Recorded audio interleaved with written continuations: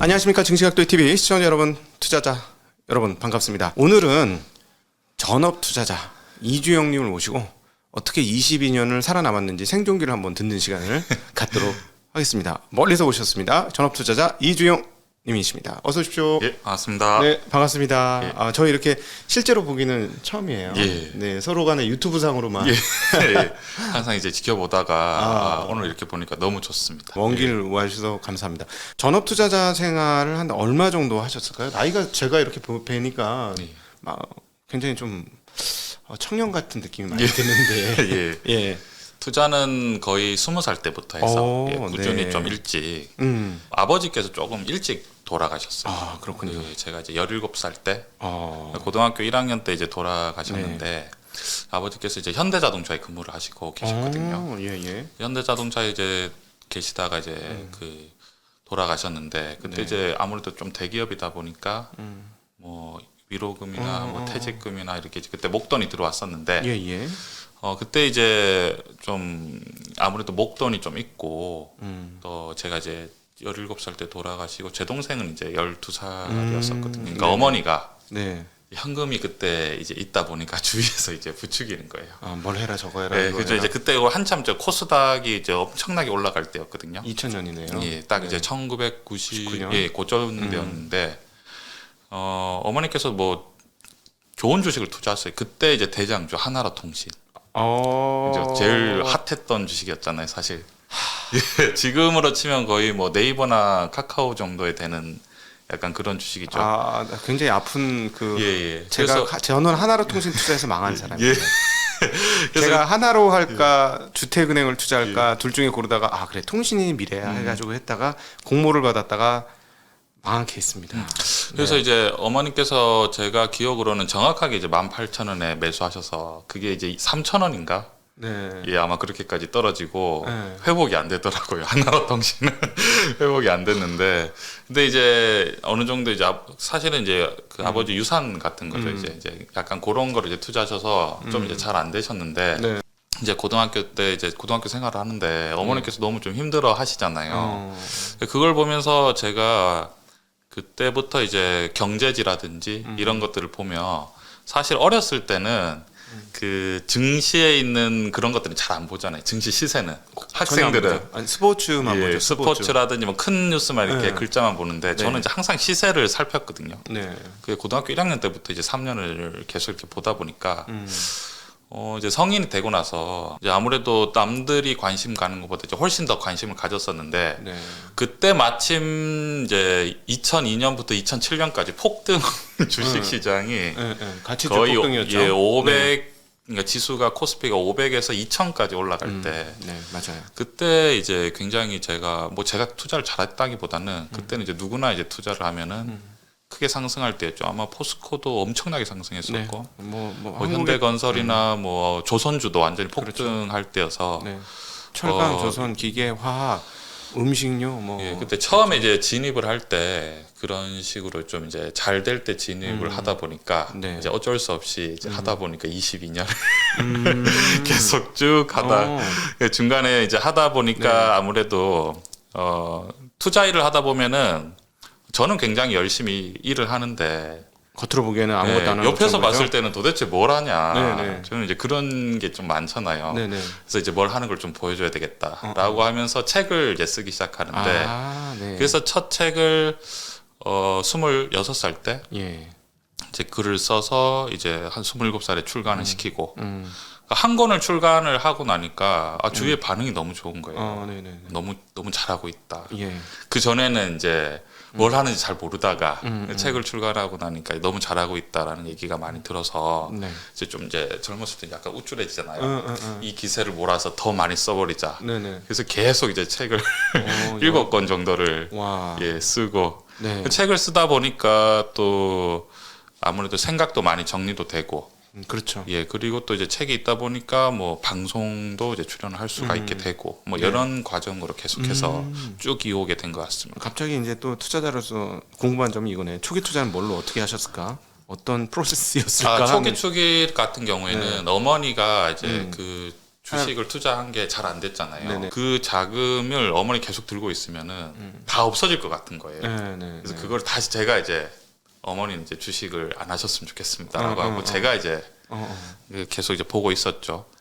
근데 그게 빠졌는데 하나로통신은 좀 많이 빠졌었는데 네. 또 나머지 주식들은 또 나중에 시간이 지나니까 올라가더라고요. 그래서 사실은 처음에 그 자금이 보통 또래가 할 수 없는 자금으로 이제 시작을 했죠. 이미 억대가 넘게 시작을 했었죠. 초기 투자 자금이. 예, 그랬기 때문에 아무래도 제가 투자를 할 때 대형주 위주로 자꾸 이제 하는 이유가 처음부터 이제 그 시드가 사이즈가 컸기 그죠, 때문에. 예, 그래서 제가 이렇게 막 벌어서 한 거기보다는 아버지께서 남겨주신 그런 유산을 가지고 예, 투자를 했기 때문에 처음부터 이제 그때는 그게 또 제가 할 때 2002년부터 2007년까지 올라갈 때는 대형주가 워낙 이제 올라갈 장세였기 때문에 정확하게 말하기는 대형주였는데 대형주 대접을 못 받던 중형주들이 대형주로 탈바꿈 하는 기간이었죠. 그렇죠. 그때가. 그때 현대중공업이 제가 알기로 10,000원에서 아마 한 거의 40만 원까지 예, 올라갈 때 예. 중간에 한 3만 원 빠졌다가 50만 원까지 갔습니다. 예, 맞습니다. 예, 예. 그리고 뭐 삼성중공업이라든지 뭐 한국타이어나 이런 네.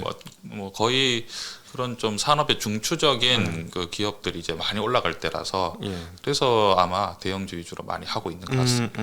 아, 그때 했던 것들이 그때 대형주를 투자를 했고 근데 그때는 어떻게 보면 들고 그냥 쭉 가신 거예요? 아니면은 그때 이제 굉장히 왜냐면 20대 초반에 혈기가 굉장히 넘칠 때라서 그러겠죠.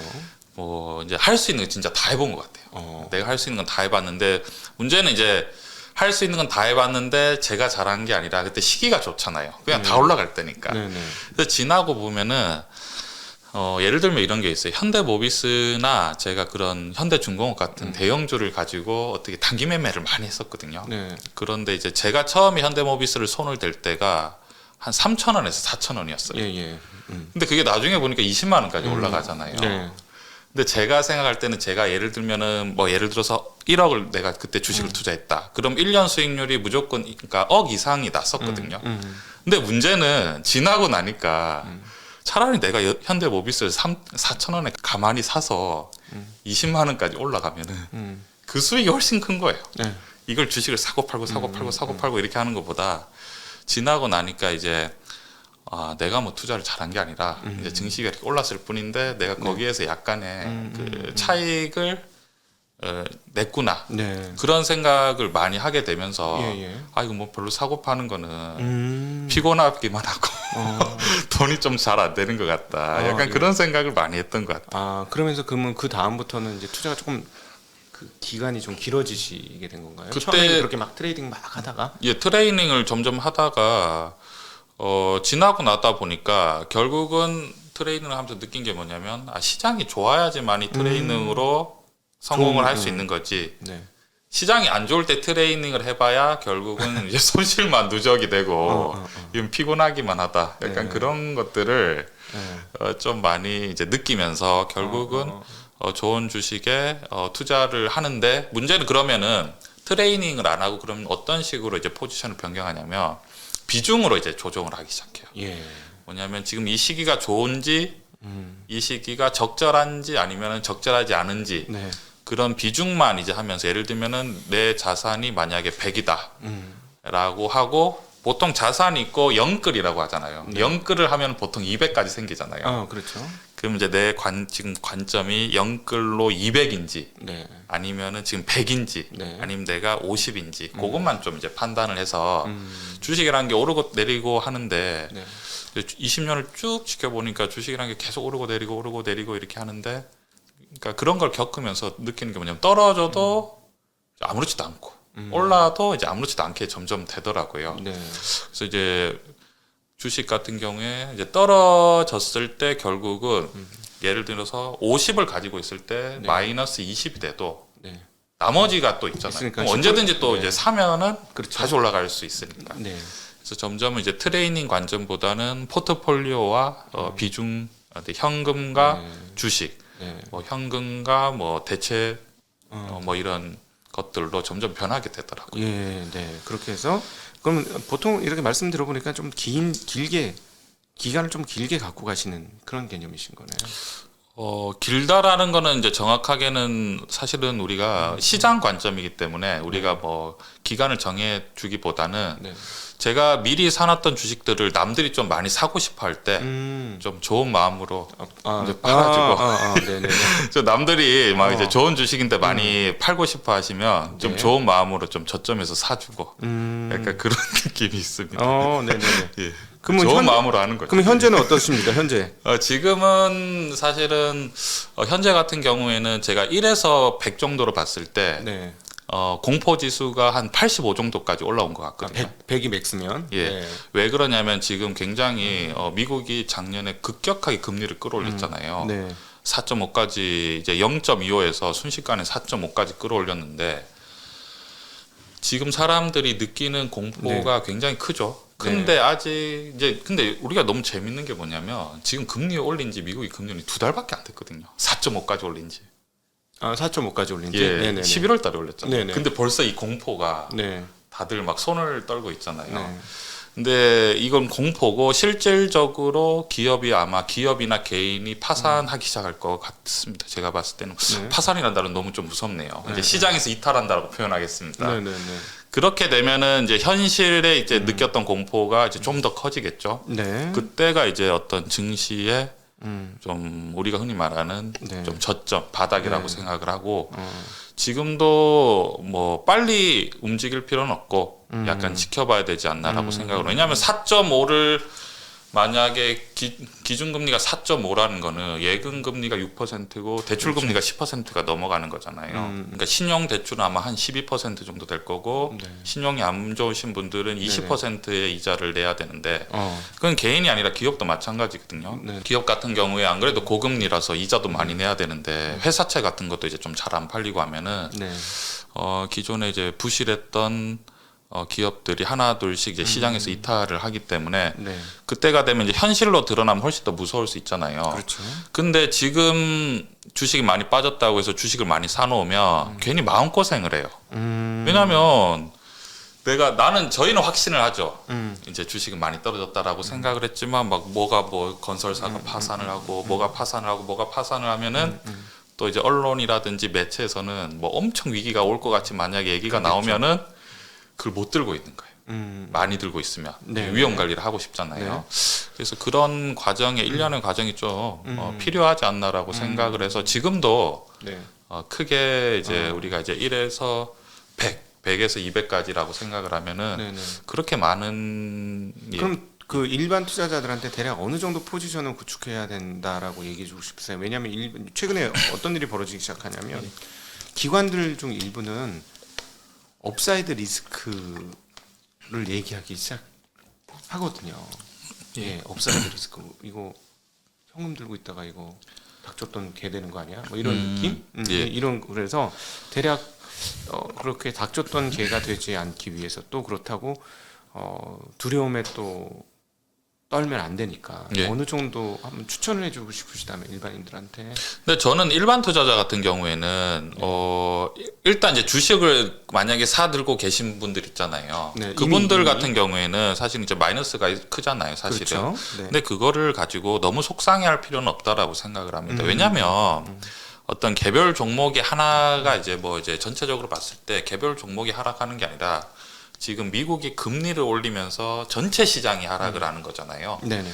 전체 시장이 하락한다는 거는 결국은 나중에 전체 시장이 상승할 가능성이 굉장히 크기 때문에 마이너스가 예를 들면 이런 거죠. 마이너스가 30, 40이 될 수도 있잖아요. 속이 너무 상하잖아요. 근데 결국은 저는 어떻게 될 거냐면 그게 마이너스 10이나 20까지 올라온다라고 생각을 해요. 결국 예, 예. 이번장에서. 네. 근데 이제 문제는 뭐냐면 현금을 들고 계신 분들 있잖아요. 네네네. 그럼 현금을 들고 계시는 분들이 지금 신규로 투자를 해야 되느냐 이런 관점으로 봤을 때는 저는 하나도 급하지 않다라고 생각을 하는 게 왜냐하면 미국이 사실은 그 코로나 시절을 겪으면서 엄청난 양적 완화를 했었거든요. 옆에서 봤을 때 그때는 사실 우리가 입이 진짜 떡떡 벌어질 정도로 뭐 우리가 막 100조, 200조씩 막 경기 부양책을 해버렸잖아요. 네.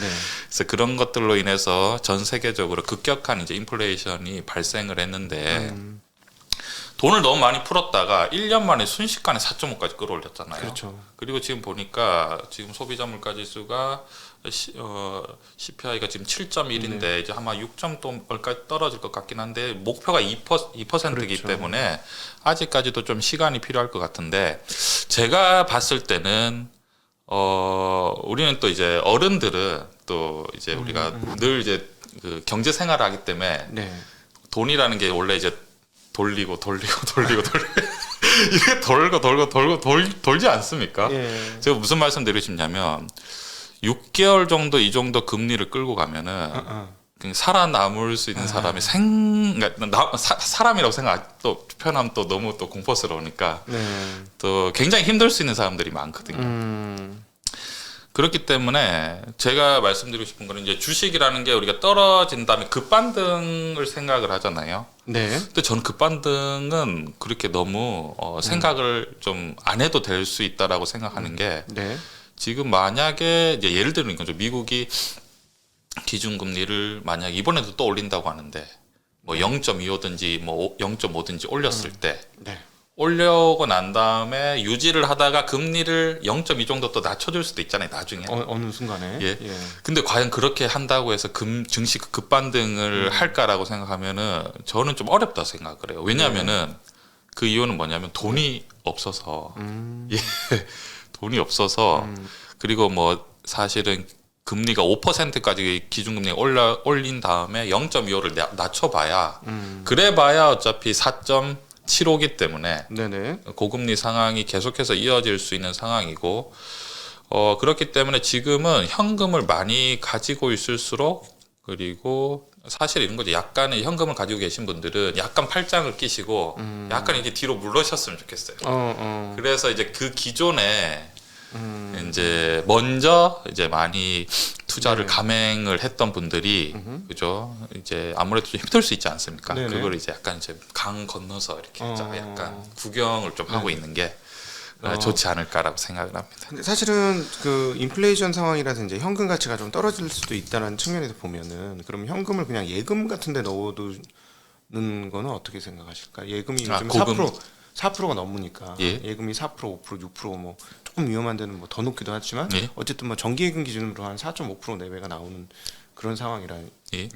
어떻게 한번 1년씩 현금에 박아두는 거는 어차피 지금 느긋하다면 예. 그건 어떻게 보실까요? 근데 저는 느긋하다는 게 사실 1년 정도까지는 보지 않고요. 네. 한 제가 봤을 때 한 석 달? 어허. 3개월, 4개월 정도만 지나도 네. 사실은 사실은 우리가 투자를 그 기업을 봤을 때 아마 턱밑까지 자금을 끌어서 운영을 하시는 분들이 아마 많았을 것 같아요. 항상 그러겠죠. 예. 네. 그래서 한 석 달에서 넉 달 정도만 지나고 이게 증시라는 게 우리가 또 재밌는 게 이제 시장이지 않습니까? 네. 시장인데 되게 또 특이한 게 이게 현실과 실물 경제와 또 이제 주식 시장이 굉장히 다를 수 있는 게 제가 이거 늘 말씀드리거든요. 왜냐하면 주식을 기본적으로 투자를 성공적으로 하기 위해서는 주식을 싸게 사서 비싸게 팔아야 되는데 보통 이제 싸게 사지 못하는 이유가 너무 무섭기 때문에 주식을 싸게 살 수가 없거든요. 네, 맞죠. 그러면 이런 거죠.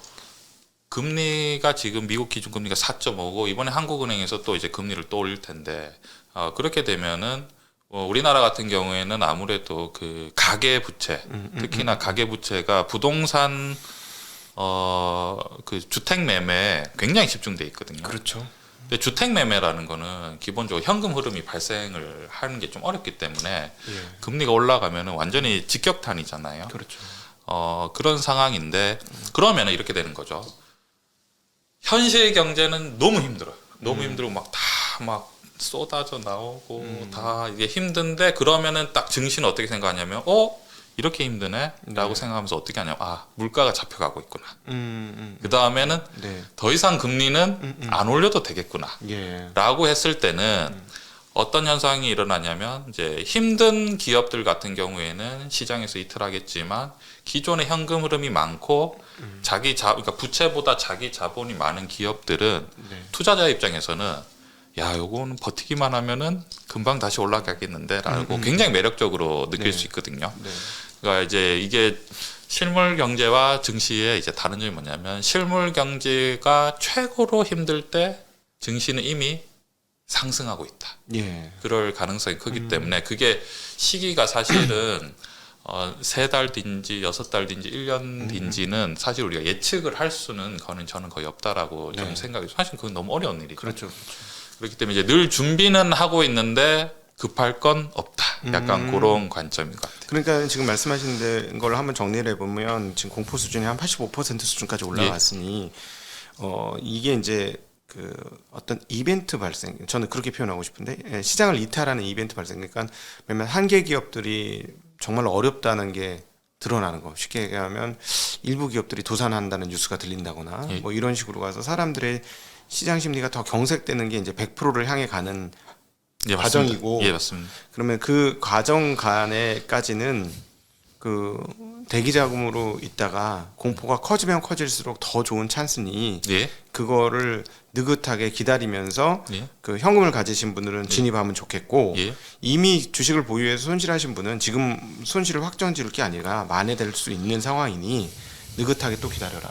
예, 그럼요. 왜냐하면 지금 딱 이제 증시 상황을 봤을 때는 이제 시장을 저희가 늘 지켜보잖아요. 시장을 지켜봤을 때는 지금 딱 우리가 늘 증시 격언이 뭐냐면 무릎에 사서 네. 어깨에 팔으면은 참 사실 좋잖아요. 그렇죠. 근데 우리가 이제 투자를 하다 보면 욕심이 자꾸 생기니까 그렇죠. 바닥에 사서 이제 머리 꼭지에 팔고 싶은 그 욕심이 있는데 지금 이제 딱 단계가 어떤 거냐면 제가 봤을 때는 네. 이제 어떤 거냐면 이제 우리가 수치적으로 봤을 때 기업의 어떤 그 비즈니스 구조, 그러니까 매출과 영업이 그리고 자기 자본 비율로 봤을 때 뭐 우리나라 대형 기업들이죠. 삼성전자나 뭐 현대차라든지 그다음 포스코나 이런 것들 원래 돈을 잘 벌고 튼튼한 기업들로 봤을 때 여기서 뭐 더 빠져봐야, 왜냐하면 이제 자기 자본도 충분한 상황이기 때문에 네. 그래서 말씀드리고 싶은 거는 지금 이미 무릎인데 무릎에서 사실은 증시 격언대로 하면 사야 되잖아요. 예. 근데 무릎인데 바닥까지 떨어질 걸 무서워하면은 그거는 약간 너무 욕심이다. 그리고 바닥까지 떨어지는 거를 뭐 무서워할 필요는 없다. 바닥을 찍고 다시 금방 무릎이 되잖아요. 네네. 떨어져-봐야 지금 가격에서는 금방 이제 다시 반등을 할 수 있지 않을까. 예. 라고 생각하기 때문에 이미 뭐 주식 가지고 계신 분들은 너무 두려워할 필요는 없고, 그리고 이제 현금을 가지고 계신 분들은 어떨 때를 기다려야 되냐면 한계 기업들이 이제 아까 이벤트, 우리 각도기님께서 이벤트라고 표현해 주신 이벤트를 기다리고 있으면은 훨씬 좀 좋지 않을까라고 생각합니다. 네. 그러면 이제 요번 떨어졌다가 이제 새로운 국면이 이제 시간이 되면 그건 특정할 수 없지만 3개월이 될지 6개월이 네. 될지 정확히 특정할 수는 없겠지만 이제는 국면이 전환될 가능성이 높아지는 상황으로 점점 가고 있는데 그러면은 사실 이전 국면에서 20년에 일반인들이 경험했던 대상승 구간에서는 진짜 유명한 빅테크 기업들이 시세를 몽땅 다 가져갔지 않습니까? 예. 시장의 에너지를 쪽쪽쪽쪽 다 빨아갔는데 지금은 오히려 그 기업들이 하염없이 지금 계속해서 그 시장에 오히려 지금 반납을 하고 있는, 특별히 뭐 테슬라 같은 기업들이 대표적인데 예. 그럼 요 다음 국면에서는 지난번 2020년 같은 국면이 펼쳐질까요? 아니면 다른 국면이 펼쳐질까 고민이 좀 되거든요. 예. 네, 한번 생각하시는 게 있으시면. 저는 미국이 봤을 때 미국의 어떤 그 비즈니스를 봤을 때 미국이 저렇게 금리를 엄청나게 끌어올리잖아요. 네. 저건 어떤 거냐면 굉장한 자신감이라고 생각을 하거든요. 네. 어떤 그 비즈니스, 우리 비즈니스는 이 정도 금리를 올려도 이제 다른 국가와 네. 비교할 수 없다. 우리는 아무리 돈을 많이 풀어도 금리를 끌어올려도 상관이 없다. 왜냐하면 우리에게는 미래가 있으니까 약간 그런 엄청난 자신감이라고 생각을 하는데요. 이제 우리 그 과거 사이클을 한번 보면은 과거에 아까 전에 제가 그 2002년부터 2007년까지 폭등을 할 때는 네. 그때는 중국의 양적 성장이 엄청날 때였거든요. 그렇죠. 그때는 제가 이제 말씀드리고 싶은 거는 뭐냐면 그 산업의 베이스라고 하죠. 쌀, 우리가 먹는 쌀, 산업의 베이스는 그때는 아마 철강이었을 것 같아요. 네. 왜냐하면 우리나라가 이 정도 속도로 이게 빨리 발전할 수 있었던 것도 포스코 역할이 굉장히 크다 생각하거든요. 예. 포스코가 있기 때문에 우리나라가 건설, 그 다음에 조선, 네. 그 다음에 자동차, 네. 그러니까 아주 막강해지죠. 왜냐하면 철을 잘 만들기 때문에 그렇죠. 뭐 배도 만드는 것도 뭐 배가 철로 만들지 않아요. 엄청난 큰 배를 철로 만들고, 그래서 그 정도의 이제 사이클을 만들어 놨었는데 그때 이제 양적 성장이 한번 이제 꺼진 단계고요. 예. 저는 이제 앞으로 이제 미래를 생각해 보면 과연 산업의 쌀 그리고 베이스가 뭐라고 생각을 하냐면 이제 반도체라고 생각하는 이유가 네. 뭐냐면 지금 저는 새로운 산업의 어떤 초기에 네. 진입을 했다라고 생각을 하는데 그게 뭐냐면 스페이스X가 하고 있는 지금 투자하고 있는 스타링크 그거는 사실은 뭐 경쟁 상대를 완전히 압도하는 거죠. 제가 이제 늘 말씀드리는데 우리가 그 국가마다 경계가 있지 않습니까? 네. 우리 땅, 우리 하늘, 영공, 영토, 네. 영해가 있지 않습니까? 네. 근데 우주는 네. 없어요. 예. 그 우주는 우리 우주 이렇게 할 수가 없잖아요. 그렇죠. 근데 스페이스X가 이미 선점을 해서 이미 인공위성을 무려 2만 개를 넘게 네. 지금 쏘아 올린 상태고 앞으로 목표가 4만 개 이상을 쏴서 지구를 와이파이 존으로 만든다라는 계획을 추진하고 있는데 우리나라에서는 사실은 와이파이를 왜 굳이 저렇게 우주까지 쏴서 해야 되나라고 생각을 할 수 있는데요. 사실은 우리나라는 뭐 워낙에 그 통신 강국 아니겠습니까? 네. IT 강국인데 사실 해외 같은 경우에 동남아라든지 아니면 아프리카라든지 뭐 중남미 같은 경우에만 해도 와이파이가 잘 되지 않는 쪽이 많다라고 하더라고요. 네. 근데 아마 스페이스X가 이런 지구를 와이파이 존으로 만든다고 했을 때는 네. 산업의 어떤 혁명이라든지 그 격변이 엄청나게 빨라질 수 있고 결국 그러면은 그 중심이 뭐냐라고 했을 때는 과거에는 그런 양적 성장이 주를 이루었지만 결국은 미래는 IT 산업이 더 발전할 수밖에 없고 네. 거기에서 당연히 이제 반도체는 산업의 베이스 쌀이 될 거고 전 세계가 이제 와이파이 존이 되면은 아무래도 이제 애플의 어떤 스마트폰에 이제 더 많이 팔리겠죠. 네. 그리고 구글이라든지 알파벳 A를 이제 이용하시는 분들 더 많아질 거고 그리고 자율주행의 핵심이 네. 인터넷이 끊기면 안 된다 그러더라고요. 네. 예, 인터넷이 이제 항상 네네. 이제 자율주행을 이제 봐야 되기 때문에. 네네. 근데 아무래도 그렇게 되면 훨씬 더 그 범위가 더 커질 수 있지 않을까라고 생각을 해서 저는 사실은 지금 굉장히 그러니까 스페이스X라는 어떤 비즈니스를 봤을 때 미국이 저렇게 자신감 있게 금리를 끌어올리는 어떤 이유를 알 것 같다는 생각이 들더라고요. 예. 네, 미래 산업에 대해서는 기존의 이제 기업들, 그 빅테크 기업들이 영위했고 또 앞으로 영위할 사업들이 역시나 미래다. 비즈니스를 이제 그 국경 없이 해버리니까 예. 그런 게 조금 더 강력해지지 않을까. 저는 약간 그 스페이스X 같은 경우에도 굉장히 달러의 어떤 값어치도 더 이제 강력하게 만들 수 있다라고 생각을 하는 게 예를 들면 이런 거죠. 전 세계 와이파이 존을 만들어 버려요. 네. 그러면은 저희는 그렇진 않겠지만 네. 이제 자라나는 청소년들이나 학생들은 이렇게 할 수 있겠죠. 스페이스X를 쓰면은 와이파이 공짜 이렇게 한 다음에 대신 결제는 무조건 달러로 네네. 이렇게 해버리면 네. 달러의 값어치가 네. 떨어질 수가 없는 예. 그런 상황이 되지 않을까. 나중에는 외환 보유가 필요한 이유가 뭐냐면 달러가 없으면 석유를 못 사지 않습니까? 그렇죠. 석유를 네. 살 수가 없기 때문에 외환 보유 굉장히 중요한데 사실은 그렇기 때문에 러시아와 중국은 미국과 거의 싸워버리잖아요. 네. 그냥 석유가 있으니까 달러가 뭐 그렇게 필요하지 않지만 우리 같은 나라 같은 경우에는 달러가 굉장히 중요한 이유가 이제 석유를 외환 보유가 있어야지만이 석유를 확보할 수 있죠. 석유가 없으면 큰일 나잖아요. 네. 나중에 됐을 때는 이렇게 되는 거죠. 달러로 결제 안 하면 인터넷도 접속 안 될 줄 알아라. 약간 이렇게 해버리면 네. 약간 달러의 그렇게 저는 이게 기축 통화의 그 힘이 석유에서 점점 이제 IT 기업으로 옮겨간다라고 좀 생각을 하고 있습니다. 그래서 저는 앨런 머스크 회장님께서도 예를 들면 이제 스페이스X가 사실은 미국 나사에게 이제 네, 투자를 받았거든요. 그렇죠. 투자 받았죠. 그리고 구글에게 투자를 받았잖아요. 네. 그러니까 그것만 봐도 나중에 구글이 이 인터넷으로 다 이렇게 하려고 지금 준비를 하고 있구나. 예. 애플하고 다 지금 약간 그런 생각이 좀 많이 들더라고요. 그러니까는 지금 정리를 한번 해보면 향후에 이제 그 미래 사업도 결국에는 지금 좀 빠져 있습니다만 미국의 빅테크 중심으로 그들이 구축해 나가는 그런 산업 영역, 특별히 세계화 사업 자체가 세계화야. 사실 뭐 안드로이드 폰이나 뭐 iOS나 이미 세계화되어 있는 예. 거니까 그런 식의 사업이 계속해서 승할 것이고 예. 그래서 그런 자신감 때문에 미국이 금리를 올려도 우리 경제는 짱짱할 것이다라는 것 때문에 예. 금리를 올리는 게 이제 겁내지 않고 진행이 되는 건데 예.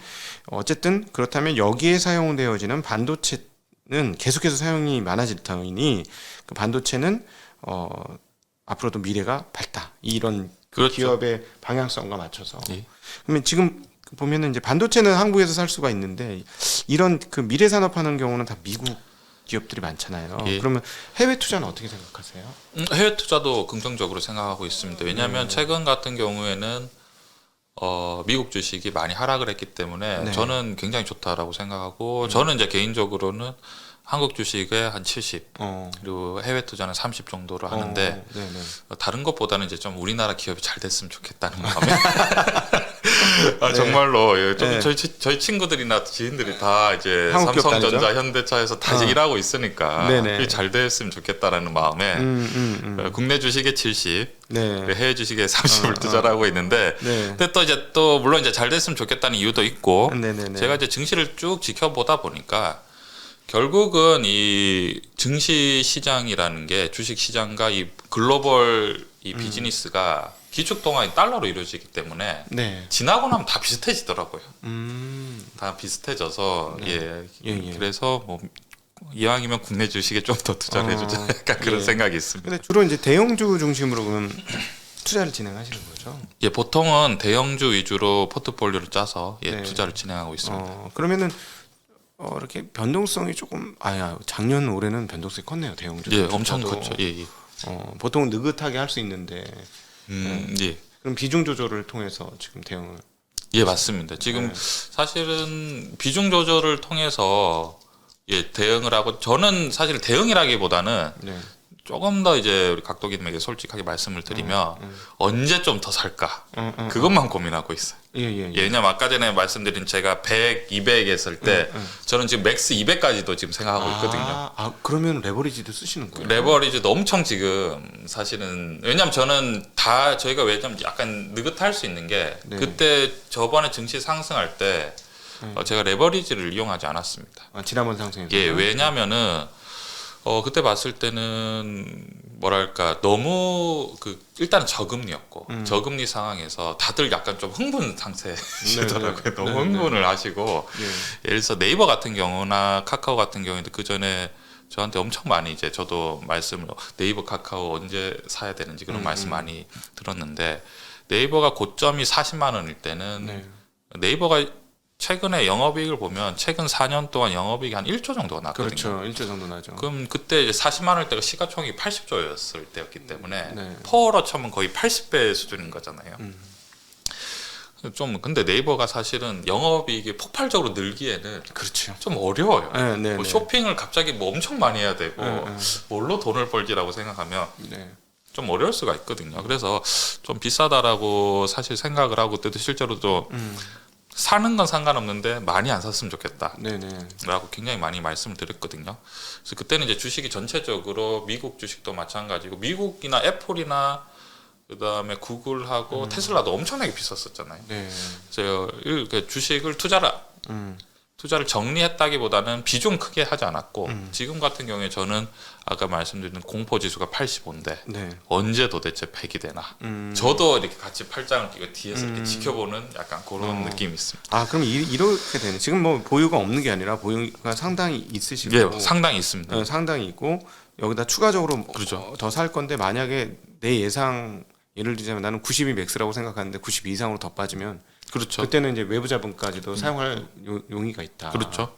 그렇게. 왜냐면은 그렇게 할 수 많이 있는 자신감 있는 이유가 뭐냐면 어차피 투자하는 게 기본적으로 뭐 삼성전자나 뭐 현대차나 뭐 네이버라든지 뭐 큰 주식들 있지 않습니까? 포스코라든지 이런 주식들은 저는 늘 어떻게 말씀드리냐면 이 주식들이 위기에서 더 떨어져서 힘들 때는 걱정할 필요가 없다. 왜냐하면 그때는 어차피 내가 예금을 있다고 해서 안전하지가 않거든요.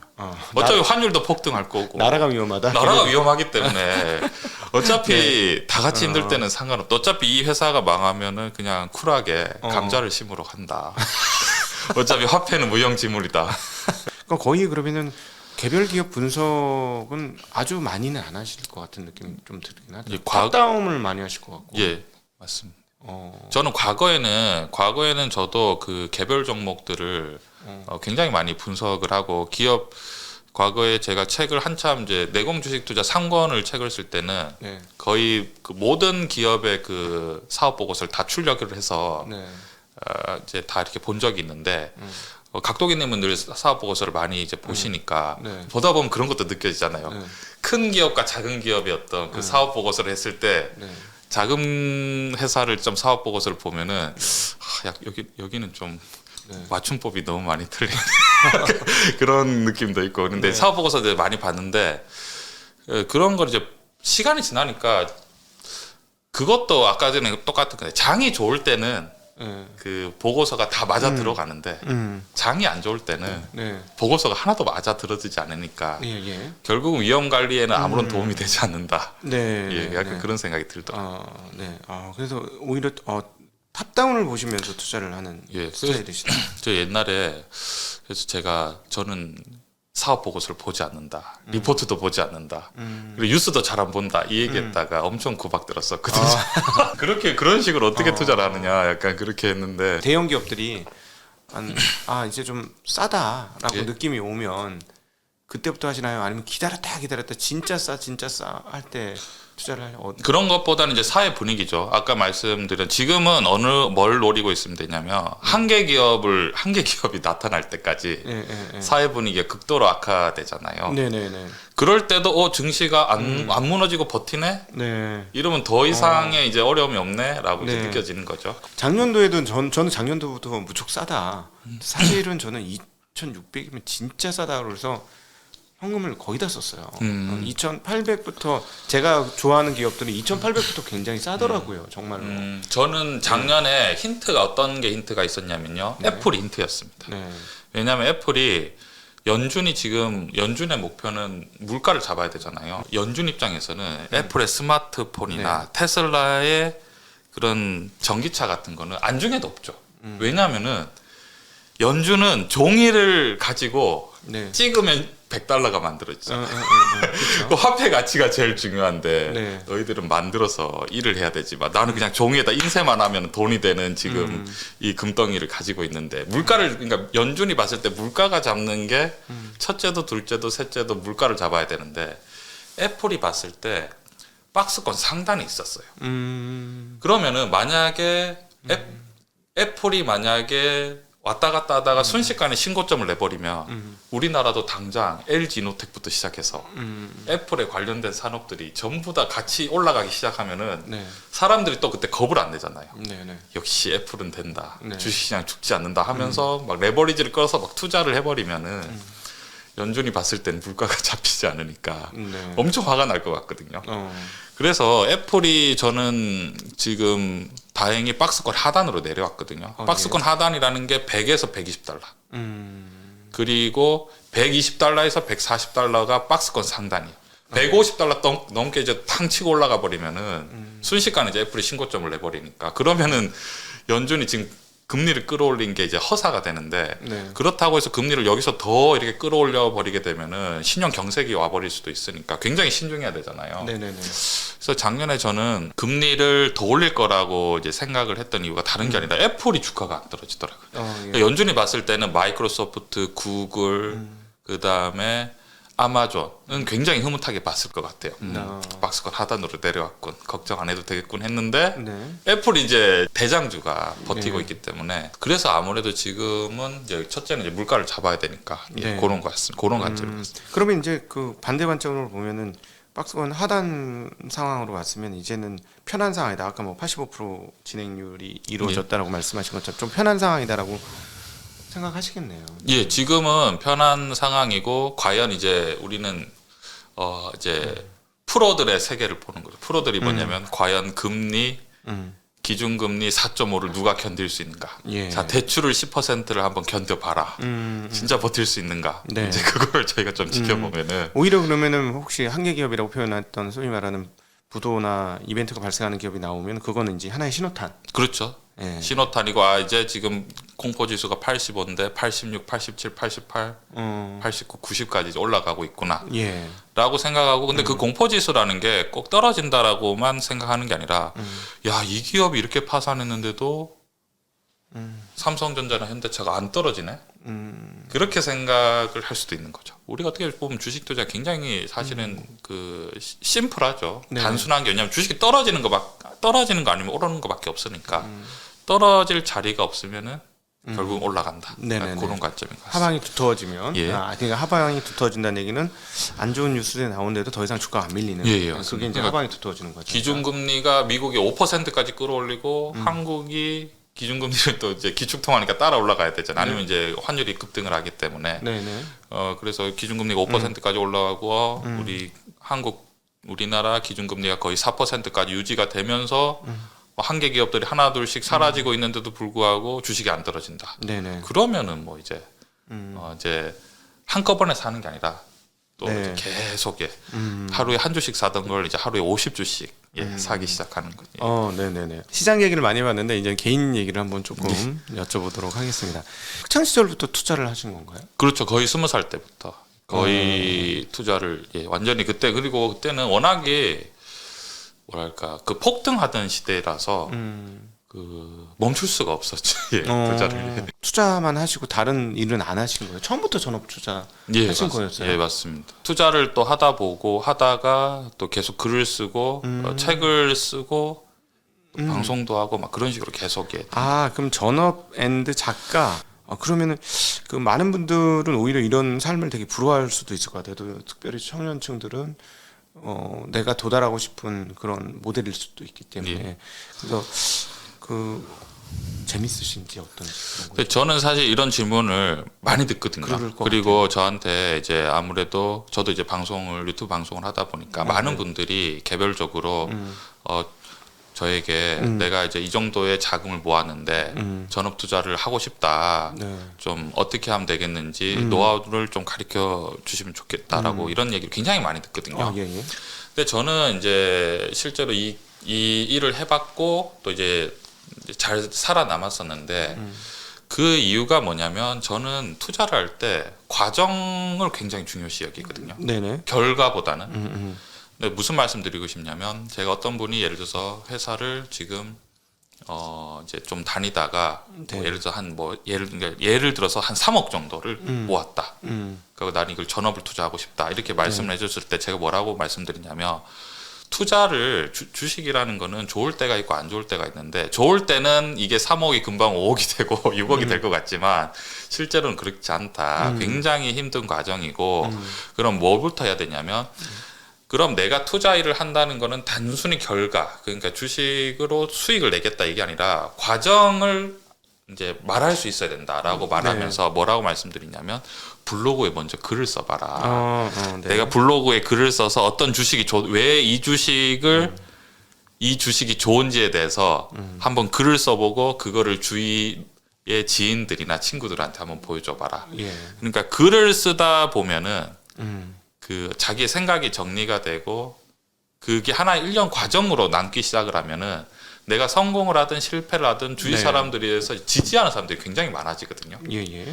근데 그게 아니라 이제 단순히 주식을 해서 수익을 내겠다 이렇게 하면은 실패할 가능성이 사실 99%. 전업 투자를 하려다가 글을 막상 쓰려고 하면은 스스로 이제 부족한 걸 많이 알게 되잖아요. 예. 아무래도 내가 결국은 이 차트를 가지고 글을 쓰다 보면 이제 좀 안정이 되니까 차분하게 하다 보면 내가 결국 이 차트를 가지고 수익만 내려고 했을 때는 나의 어떤 인생이 위험해질 수 있다. 제가 그걸 이제 굉장히 깨닫게 많이 말씀을 드리죠. 네네. 글을 또 최근에도 또 계속 쓰시나요? 책을 계속 준비하고 사실은 거의 대부분 시간을 글을 쓰는데 좀 시간을 많이 보내고 글을 쓸 때마다 굉장히 자괴감을 느끼죠.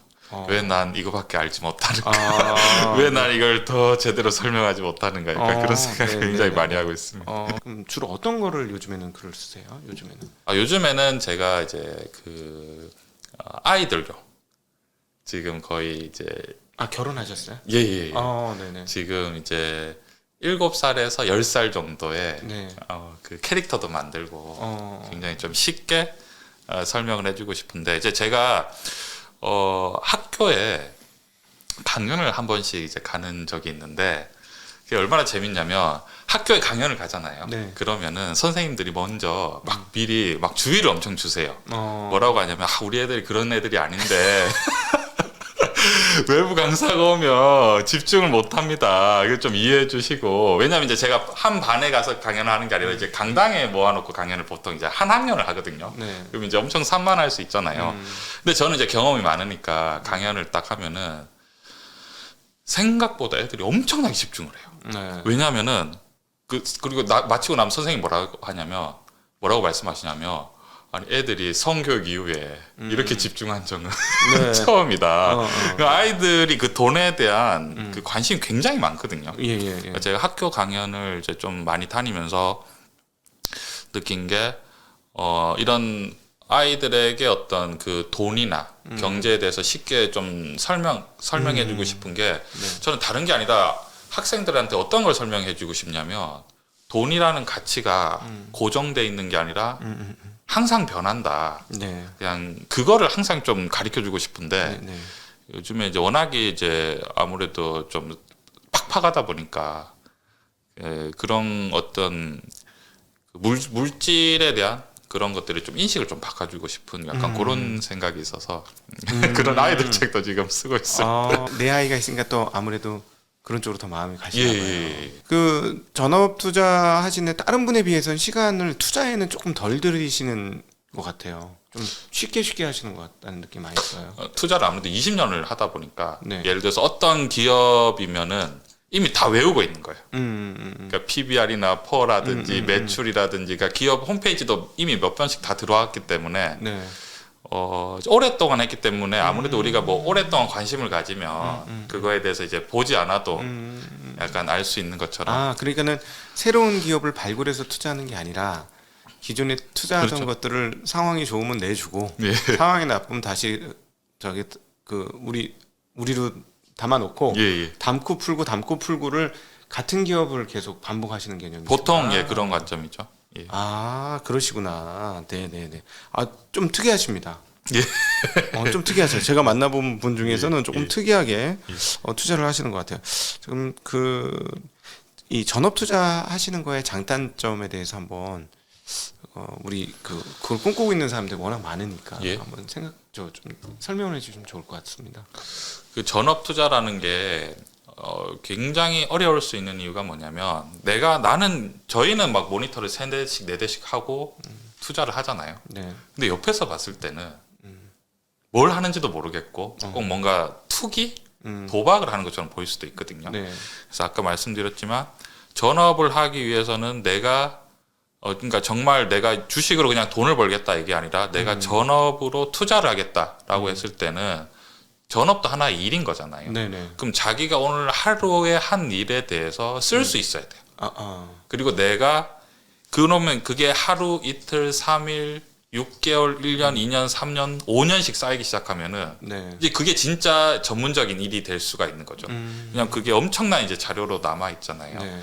그래서 전업 투자를 할 때는 첫째는 결과보다는 무조건 그러니까 전업 투자가 돈만 많이 벌면 되지라고 생각을 하면은 이미 시작 단계부터 꼬였다. 왜냐면 그러면은 자랑할 수 있는 게 돈밖에 없는 거예요. 근데 그 증시 상황이라는 게 아까 말씀드린 화폐 자체가 변하기 때문에 돈 자체의 값어치도 커졌다 줄어들었다 하는데 증시는 당연히 변동을 하거든요. 네. 결국은 자랑할 수 있는 게 돈밖에 안 되면은 처음부터 꼬였고 결국은 내가 그러면은 뭘 보여줄 수 있느냐. 전업을 해서 내가 이러이러한 것들에 가지고 투자를 하고 이런 원칙이 있고 차트 매매를 하더라도 과거에 이런 데이터를 봤을 때 이런 사람들은 이렇게 매매를 했고 나는 이렇게 해서 큰 수익은 안 나겠지만 적절하게 하고 있다. 이런 모델을 스스로 만들 수 있으면 그분은 이제 진짜 투자를 전업으로 할 수 있는 거고 그냥 단순히 돈을 가지고 어떻게 하면 수익을 낼까 이렇게 했을 때는 어렵죠. 엄청 유명했는데 소리 소문 없이 사라지신 분들 엄청 많잖아요, 사실은. 그 사이에요? 예, 너무 많죠, 사실. 너무 많기 때문에 그런 것보다는 저는 이제 그런 결과보다는 과정을 중시할 수 있으면 전업을 해도 된다라고 생각합니다. 그럼 투자를 굉장히 좋아하는 거잖아요. 그렇죠. 그러니까는 그러려면 아예 뭐 전업하기 전부터 그런 준비가 돼 있어야 되겠네요. 그렇죠. 엄청 돼야 되고 만약에 내가 돈은 있는데 글을 쓸 게 없다. 그러면 이제 하는 순간부터 꼬인 상태인 거예요. 그러니까 자랑할 수 있는 게 그러니까 그게 아니 돈만 있으면 되지라고 생각을 하지만 또 막상 생활을 하면은 그게 굉장히 쉽지 않습니다. 네, 그러니까 일종의 그 말씀하신 걸 들어보면 일종의 저는 피드백으로 들렸어요. 글을 쓴다는 게 자기 자신에 대한 그리고 자기가 한 행동에 대해서 계속적으로 기록을 남기는 피드백을 해서 돌아볼 수 있어야만 전업 투자의 성공의 길을 갈 수 있지. 이 과정 없이는 그냥 쉽게 생각하고 전업 투자 뛰어들어서는 거의 필패다. 그렇죠. 거의 성공할 수가 없습니다. 왜냐하면 일단 그 변동성을 이겨내기도 어렵고 그리고 스트레스가 사실은 굉장히 크거든요. 그리고 이게 또 엄청 어려운 일이 뭐냐면 일이라는 걸 이걸 아무도 의지하지 않고 혼자 해야 되잖아요. 그 사회생활에 지치신 분들은 사람 없이 혼자 일했으면 얼마나 좋을까라고 했지만 막상 혼자 해보시면 아마 석 달만 지나도 예, 뭐 정말 누구라도 붙잡고 말을 하고 싶을 정도로 그렇게 될 수밖에 없지 않나라고 생각합니다. 이제 많은 우리 그 젊은 분들한테 피드백을 전업 투자를 하고 싶으시면 지금부터 시작해서 내가 정말 맞는 사람인지를 확인하는 과정들이 좀 필요하다는 거네요. 그렇죠. 그 맞는 거라기보다는 그 투자라는 거는 사실은 어떤 자기의 기준이 있어야 되잖아요. 내가 어떤 이 주식을 사는 이유 그리고 주식을 파는 이유에 대해서 자기의 기준이 있어야 되는데 그 기준을 글로 쓸 수 없다라고 한다는 거는 남한테 보여줄 수 없다는 거잖아요. 그렇죠. 네. 내가 글로 쓰지 못하는 거는 남한테 보여줄 수 없다는 거고 그럼 논리가 없는 거죠. 그럼 남한테 보여줄 수가 없다는 거는 그냥 주식을 사고 팔아서 나는 그냥 돈이나 벌고 싶다. 이렇게 됐을 때는 사실은 그 주식 투자를 유지하는 기간이 저는 1년 이상 절대 못 되고 또 가슴 아픈 게 뭐냐면 1년 안에 원금의 한 50%는 아마 왜냐하면 그 과정 없이 그 뭐랄까 욕심으로 투자를 하게 되면 아무래도 위험을 무릅쓰게 되죠. 그렇죠. 계속해서 끊임없이 결국 증시라는 거는 저는 투자의 제일 기본은 뭐냐면은 기본 중에 기본은 위험을 스스로 관리할 수 있는가. 그게 저는 핵심이라고 생각하는데 보통 사람들은 그걸 할 수가 없죠. 위험 관리가 안 돼. 맞습니다. 위험을 관리할 수 없으면 위험이 왔을 때 반드시 깨지게 돼 있으니까. 그러니까 위험 관리를 못하면서 전업 투자를 한다는 거는 시작하자마자 이제 나는 돈을 다 반납하겠다라고 이제 우리 각동기님에게 다 반납하겠다. 위험을 관리할 수 있는 사람한테 다 반납하겠다라는 거와 다르지 않죠. 네. 당부하는 이야기도 같이 좀 해주시면 좋을 것 같습니다. 투자라는 게 사실은 저는 어떻게 생각하냐면 굉장히 좀 단순하다 생각하거든요. 단순한데 이제 우리가 이제 투자를 굉장히 어려운 이유가 뭐냐면 욕심을 많이 내서 그런 것 같습니다. 제가 이제 상담을 해보면 이제 여유 있으신 분과 여유 없으신 분은 딱 두 개인 것 같아요. 뭐냐면은 내가 감당할 수 없을 정도로 투자를 했느냐, 투자를 하지 않았느냐. 그러니까 저도 이제 방송을 하면서 이제 채널을 이제 운영을 하면서 많은 분들이 지금 장이 어려운데도 불구하고 굉장히 이제 응원을 많이 해주시거든요. 근데 대부분 그분들은 보시면은 감당할 수 있을 만큼만 투자를 하신 거예요. 그러니까 아직 레버리지를 쓰지 않은 거예요. 그러니까 이제 언제든지 증시가 더 하락을 하면은 이제 추가로 현금이 있기 때문에 뭐 마음의 여유가 있는 거죠. 근데 이제 좀 이제 상담을 했을 때 너무 힘드신 분들은 투자 방법이 잘못됐다기보다는 이제 빚으로 투자했는데 이제 뭐 1, 2년 안에 이게 뭐 전세금으로 빠져나가야 된다든지 뭐 여러 가지 상황일 때는 저도 너무 속상하죠. 그런 것 때문에 속상을 하는데 결국은 말씀드렸지만 위험이라든지 그다음에 이런 것들을 좀 투자는 굉장히 단순한데 결국은 이제 욕심을 좀 덜 내고 수익률에 대한 기대를 스스로 좀 낮춰주면은 훨씬 더 투자가 좀 쉽지 않을까라고 예, 생각을 합니다. 아, 네. 저도 굉장히 동감합니다. 이게 지금 결국은 그 과학인 것 같지만 인간 심리가 훨씬 더 중요하게 역할을 하는 거고 그걸 못 넘으면 저는 이렇게 표현을 하는데 분석과 과학이 필요할 때를 도달하지 못하고 무너져서 끝난다. 분석과 과학이 필요한 그 단계까지 와야 되는데 그 전에 당신이라는 산을 넘어야 된다라는 저도 표현을 하거든요. 네, 정말 그 말씀 저희 각도의 TV 보시는 많은 분들이 동감하시지 않겠는가 하는 생각이 듭니다. 혹시 오랜만에 저희 처음으로 증시 각도 TV 오셨는데 각도의 TV 우리 구독자와 시청자에게 남기고 싶으신 말씀 있으시다면? 오늘 이렇게 불러주셔서 너무 감사드리고요. 네네. 자주 오겠습니다. 네. 귀한 발걸음 해주셔서 먼 곳에서 해주셔서 너무 감사하고 오늘은 전업투자자 이주영님과 함께 어떻게 그 전업투자자로서 활동을 하고 계신지 그리고 또 시장에 대해서 어떤 뷰를 가져야 되는지 그리고 개인 투자자라면 어떻게 투자하는 것이 좋은 방법인지에 대한 이야기를 들어봤고 그 다음에 독특했다고 느껴지는 거는 정말 단순하게 정말 단순하게 투자를 해서 이렇게 해도 가능하구나 하는 제가 보니까는 투자하신 종목이 10종목으로 안 넘어질 걸로 딱 듣는 순간 그렇게 왔고요. 그것도 타이밍을 잘 조절해서 남들 많을 때는 안 하고 남들이 없을 때는 하는 그런 딱 그런 투자 방법이라서 일반인들이 적용하기에는 심리적으로는 어렵지만 심리만 극복하면 되게 쉬운 방법 하나가 아닌가 하는 생각이 들었습니다. 자, 오늘 귀한 시간 이렇게 마련해 주시고 귀한 자리 해주신 이주영님께 감사드리고 긴 시간 함께해 주신 우리 시청자분들께도 감사 인사드리겠습니다. 인사드리겠습니다. 고맙습니다. 네, 감사합니다.